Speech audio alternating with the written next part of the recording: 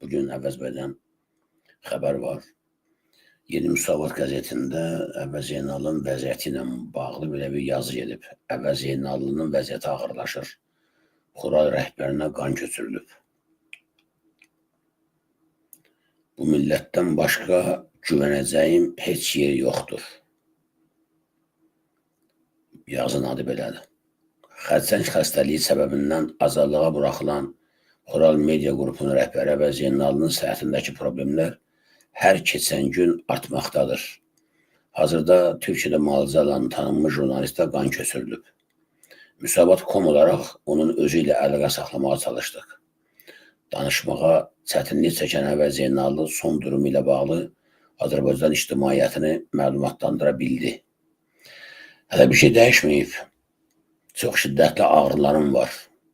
Ciddi şəkildə müalicə kursuna hazırlaşırlar. Bu, elə bir xəstəlikdir ki, gərək orqanizmdə bütün göstəricilər hazır olsun ki, kimyoterapiya, ağıllı ilac, yəni ağıllı dərman qəbul etsin.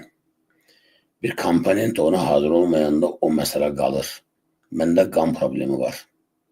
Qan aşağı idi. 2 gün əvvəl qan vuruldu.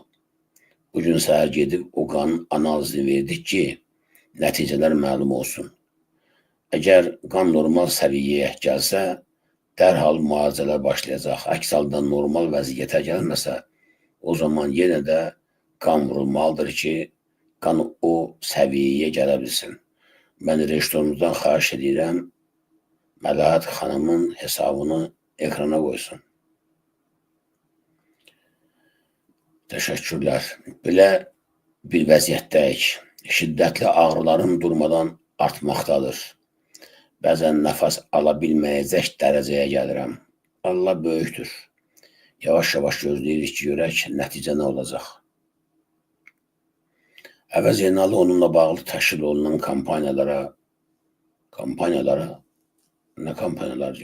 rəsmi qurumlara edilən müraciətlərə də toxundu. Bəli, müraciətlər olunub.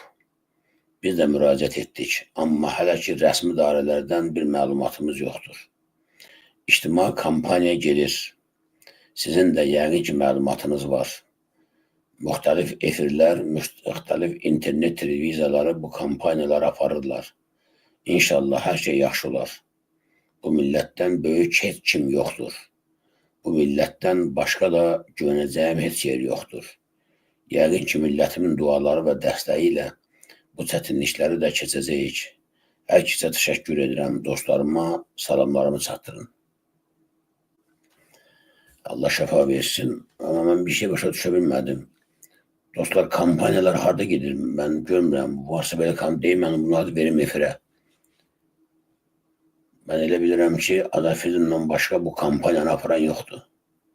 Əvəz Zeynallıya yardım kampaniyasının vardısa, mən ola bilsin gözümdən qatı görməmişəm, zəhmət olmasa mənə deyin, haradadır bunlar, biz mütləq onları verək efirlərə ki, daha geniş adda ölə bilsin, xalqın xəbəri olsun. Mən buradan müraciət edirəm Azərbaycanda fəaliyyət göstərən bütün jurnalistlərə, saytlara və televiziyalara. Oradan da bu belə kampaniyalar aparmağa ehtiyac var. Lütfən hamınız qoyun Əvəz bəyin həyat yoldaşının, yəni özünün də kartı var, amma kartı dəyişdirməyə ehtiyac yoxdur. Bir dənə kart bəs eləyər. Burada yazaq hürriyyəti aparır.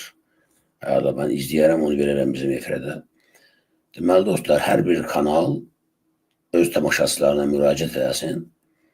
Məlahət xanımın kartının nömrəsini qoysun. Əgər 5-6 kanal bu iş aparsaydı, artıq 4-cü gündə biz ayın 20-sində başlamışıq. 6 gündür, 6 gündür. 6 günə 1 milyon yığılardı. 1 milyon ən azı. İndiyə qədər 25 minə qədər pul yığılıb. Onun haradasa bir 3 mini, 4 mini Rusiyada yığılıb bizim Azafidin ailəsi tərəfindən. O pulda yəqin bu həftə köçürüləcək Məlahət xanımın hesabına. Amma indiyə nə yığılıbdır? Deməli, 1 saat bundan qabaq, 2 saat yox, 2 saat bundan qabağa cəmişdi Məlahət xanımın kartına yığılan pulun məbləği 19.400 manatdır. 19.400. Onun üstünə mən özüm həmişə deyirəm 25.000-ə qədər. Çünki Rusiyada yığılan pul hələ keçməyib Mələt xanımın kartına. Mən bilirəm orada bizim kartda nə qədər pul var, toparlanıbdır. Ona görə deyirəm 25.000-ə qədərdir. Halbuki sağ olsun, əgər hürriyyətə bu deyəcək Vüqar bəy aparır, təşəkkürlər, halal olsun Vüqara. Əvəz bəyə yardımla bağlı gərək bütün kanallar qoşulaydı bu işə. Çox təəssüf ki, hələ də Azərbaycan jurnalistikası özünü doğultmur. Kimə desin, ikisi mənə inciməsin. Azərbaycan jurnalistikası özünü doğrultmadı, bu sınaqdan da çıxa bilmədi. Çox təəssüf, çox. Çox təəssüf. Əgər mən kimisə çıxartmaq istəyirəmsə, onu heç kəs bilmir. Amma kimisə qəzetdə yazırlar ki, o çıxarılacaqdır. O bilsin ki, onun vəziyyəti daha da yaxşılaşır. Onu mən çıxartmayacağım.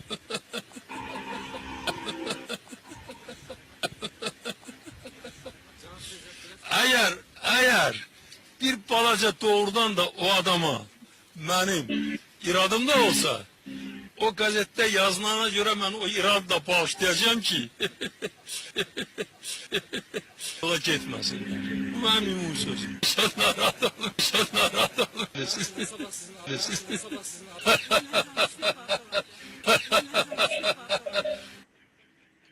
O hırtıldıya bu adam Azərbaycan xalqının belin qırdı dostlar. Mən Ənvər bəy istədim bir sualı da siz bir ziyalı kimi aydın gətirəsiniz. Təbii ki,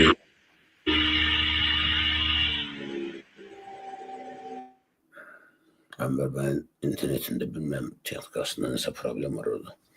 Deməli, baxın, dünəndən Göl polis idarəsində az yaşlıya qarşı törədilən vəhşilik haqqında bütün dünya bilir. Bəli. Az yaşlı uşaqlar aparıblar. Tədbir görən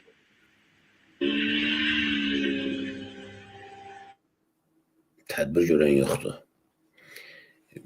Yəqin siz də rast gəlmişsiniz.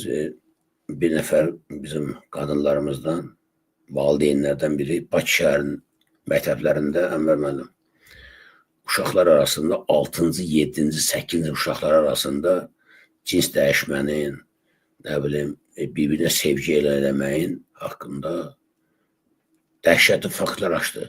Ki, məktəbdə uşaqlardan rəsmən tələb edirlər ki, bir-birinə sevgi eləməyən, bir-birinə yaşamayan uşaqlara pis baxırlar. Bu barədə istədim biraz haqqa kimi sizin fikrinizi eşidən. Qurban bəy, doğrusu mən elə 45 ilə yaxın məktəbdə işləmişəm. Amma bizim məktəbdə elə bir şey olmayıbdır. Eyni zamanda azyaşlılarla elə məşğul olmaq üçün polis idarəsində bir şöbə var idi. Əgər azyaşlılardan kimsə nəyəsə bir şuluq edərsə, özünü yaxşı aparmazdısa, onu sinif rəhbəri aparırdı polis idarəsinə.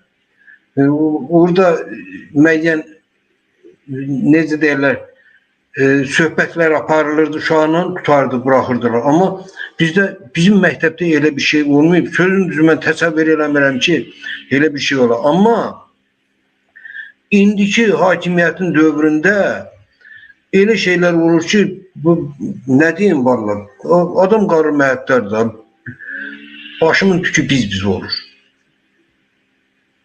Elə məktəbdə, yəni elə əxlaqsızlıq, yəni məktəbə də keçibdi. Mən artıq, birisi mən artıq elə bir 5-6 ildir məktəbdən uzaqlaşmışam da, məktəbdə işləmirəm, mən elə bir təqaüddəyəm. Amma eyni zamanda məktəblə əlaqam var. Yəni bizim məktəbdə elə bir şey rast gəlməmişəm, görməmişəm qardaş. Hər halda valideyn deyirsə, özlə o adi adam deyil. Mənə dedilər ki, psixologdur, alim adamdır. Əgər elə bir şey deyirsə, mütləq müvafiq orqanları, dövlət orqanları qadını çağırmalıdırlar ki, görək hansı məktəbdən söhbət hansı müəllimdən söhbət ifadəsini alıb tədbirini görməlidirlər. Amma hərəkət yoxdur, tədbir yoxdur. Buna kim, xalq necə reaksiya verməlidir? Buna polis də reaksiya verməlidir. Məktəb rəhbərliyi də reaksiya verməlidir. Heç olmasa məktəb rəhbərliyi reaksiya versin. Məktəb rəhbərliyi özü onu tələb edir də. O əxlaqsızlıq mühitini məktəb rəhbərliyi həyata keçirir, yaradır və bizim bugün Həsən vətənlə gəncliyimizi bu müəllimənin də dediyi kimi iki istiqamətdə nə deyirlər bu seçmədir. Ənvər bəy, siz xahiş ümumiyyətlə məktəb rəhbərliyinin burada nə marağı var? Ənvər bəy, siz çıxın təzdən girin, xahiş edirəm. Amma çalışın ki, başqa açıq heç bir aparat olmasın yanınızda, lütfən.